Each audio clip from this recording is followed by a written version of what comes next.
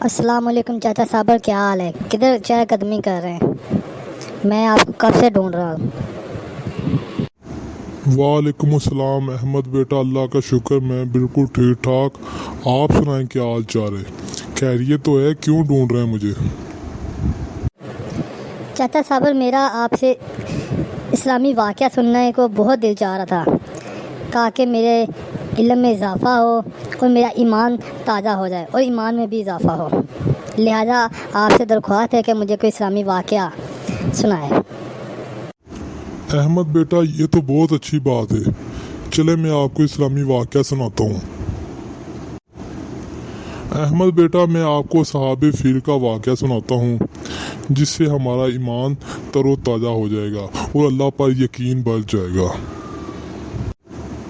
حضور اکرم صلی اللہ علیہ وسلم کی پیدائش سے صرف 55 دن پہلے یمن کا بادشاہ ابرہا ہاتھیوں کی فوج لے کر کعبہ دہانے کے لیے مکہ پر حملہ آور ہوا۔ اس کا سبب یہ تھا کہ ابرہا نے یمن کے دارالسلطنت صنعا میں ایک بہت ہی شاندار اور عالیشان گرجا گھر بنایا اور یہ کوشش کرنے لگا کہ عرب کے لوگ بجائے خانہ کعبہ کے یمن آ کر اس گرجا گھر کا حج کریں۔ جب مکہ والوں کو یہ معلوم ہوا تو قبیلہ کنانا کا ایک آدمی گیز و قسم میں جل بن کر یمن گیا اور وہاں کے گرجا گھر میں گندگی کر کے نجاست پھیلا دی۔ جب ابرہا نے یہ واقعہ سنا تو وہ تیش میں آپے سے باہر ہو گیا اور خانہ کعبہ کو ڈانے کے لیے ہاتھیوں کی فوج لے کر مکہ پر حملہ ہو گیا اور اس کی فوج کے اگلے دستہ نے مکہ والوں کے تمام اونٹوں اور دوسرے مویشیوں کو چھین لیا۔ اس میں 200 یا 400 اونٹ عبد المطلب کے بھی تھے۔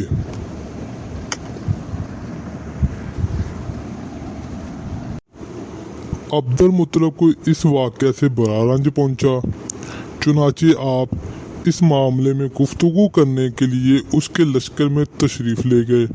جب ابرہا کو معلوم ہوا کہ قریش کا سردار اس سے ملاقات کرنے کے لیے آیا ہے تو اس نے آپ کو اپنے خیمے میں بلا لیا، اور جب عبد المطلب کو دیکھا کہ ایک بلند قامت، روبدار اور نہایت ہی حسین و جمیل آدمی ہے جن کی پیشانی پر نور نبوت کا جاہ و جلال چمک رہا ہے، تو صورت دیکھتے ہی ابرہا مغلوب ہو گیا اور بے اختیار تخت شاہی سے اتر کر آپ کی تعظیم و تکریم کے لیے کھڑا ہو گیا اور اپنے برابر بٹھا کر دریافت کیا کہ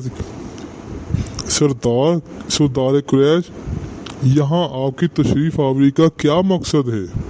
عبد المطلب نے جواب دیا کہ ہمارے اونٹ اور بکریاں وغیرہ جو آپ کے لشکر کے سپاہی ہانک لائے ہیں، آپ ان سب مویشیوں کو ہمارے سپرد کر دیجئے۔ یہ سن کر ابرہا نے کہا کہ اے سردار قریش، میں تو یہ سمجھتا تھا کہ آپ بہت ہی حوصلہ مند اور شاندار آدمی ہیں، مگر آپ نے مجھ سے اپنے اونٹوں کا سوال کر کے میری نظروں میں اپنا وقار کم کر دیا ہے۔ اونٹ اور بکری کی حقیقت ہی کیا ہے؟ میں تو آپ کے کعبہ کو توڑ پھوڑ کر برباد کرنے کے لیے یہاں آیا ہوں، آپ نے اس کے بارے میں کوئی گفتگو نہیں کی۔ عبد المطلب نے کہا کہ مجھے تو اپنے اونٹوں سے مطلب ہے، کعبہ میرا گھر نہیں ہے بلکہ وہ خدا کا گھر ہے، وہ خود اپنے گھر کو بچا لے گا، مجھے کعبہ کی ذرا بھی فکر نہیں ہے۔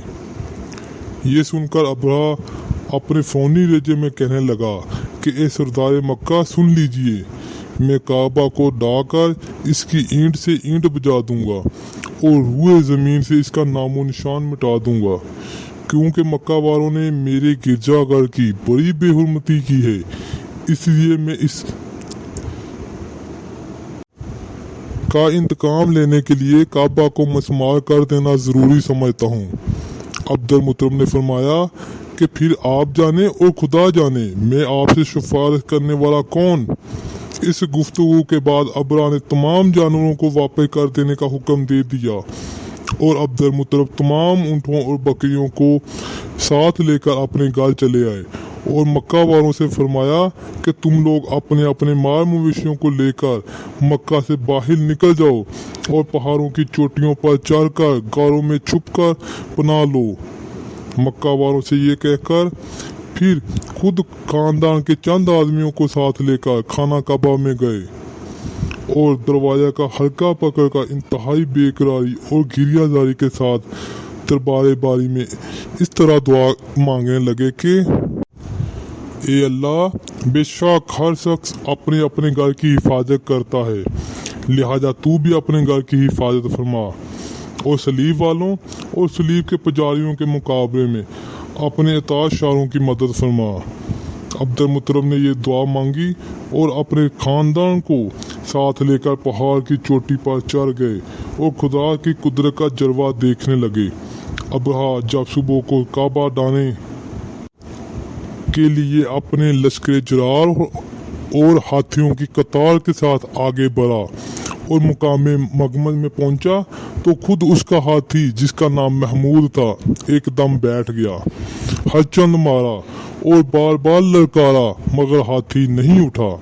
इसी हाल में कहरे अलाही अबाबीलों की शक्ल में नमूदार हुआ और नन्हे नन्हे परिंदे झुंड के झुंड जिनकी चूंच और पंजों में तीन तीन कंकरियां थीं समंदर की जारब से हरम काबा की तरफ आने लगे। अबाबीलों के इन दिल बादल लश्करों ने अबरहा की फौजों पर इस जोरों शोर से संगबारी शुरू कर दी कि आन ही आन में अबरहा के लश्कर और उसके हाथियों के परचे उड़ गए। अबाबीलों की संगबारी खदावंद कहारो जबार के कहरो गजब की ऐसी मार थी कि जब कोई कंकरी किसी हाथी सवार के सर पर पड़ती थी तो वो आदमी के बदन को छींटती हुई हाथी के बदन से पार हो जाती थी।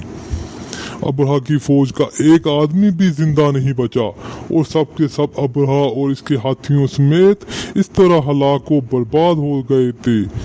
इनके जिस्मों की बोटियां टुकड़े टुकड़े होकर जमीन पर बिखर गईं। चुनाचे कुरान मजीद की सूरत फील में अल्लाह ताला ने इस वाकया का जिक्र करते हुए इरशाद फरमाया कि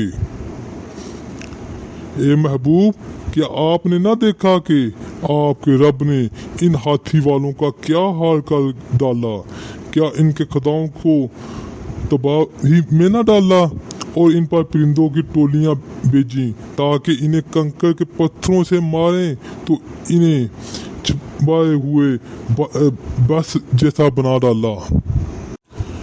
जब अबरहा और इसके लश्करियों का ये अंजाम हुआ तो अब्दुल पहाड़ से नीचे उतरे और खुदा का शुक्र अदा किया।